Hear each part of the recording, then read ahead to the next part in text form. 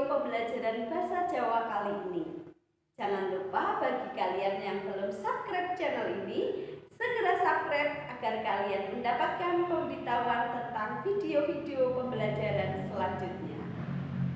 Nerusake piwulang sadurunge. Menawa ana ing piwulang sadurunge, bocah-bocah wis nyinaoni babagan perangane awak, basa ngoko lan uga basa kramane. Mula ana ing piwulang saiki dhewe arep nyinaoni babagan kegunaane perangane awak mau. Miss Marta percaya bocah-bocah mesti wae wis apal perangane awak.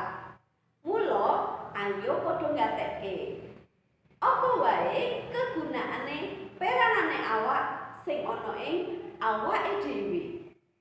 Ya kuwi rambut, gunane kanggo nglindungi sirah.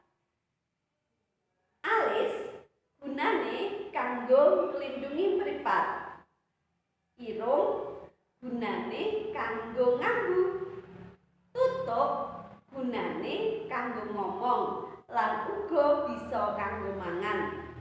Utu, gunane kanggo ngunyah makanan. Gulu, gunane kanggo nyangga sirah. Tangan, gunane kanggo nyekel. Sikil, gunane kanggo mlaku. Kuping, gunane kanggo mirengake. Nah, menawa bocah-bocah wis ngerti apa gunane perangan-peranganing awak, mula ayo coba gatekno sepisan maneh lan tirokno.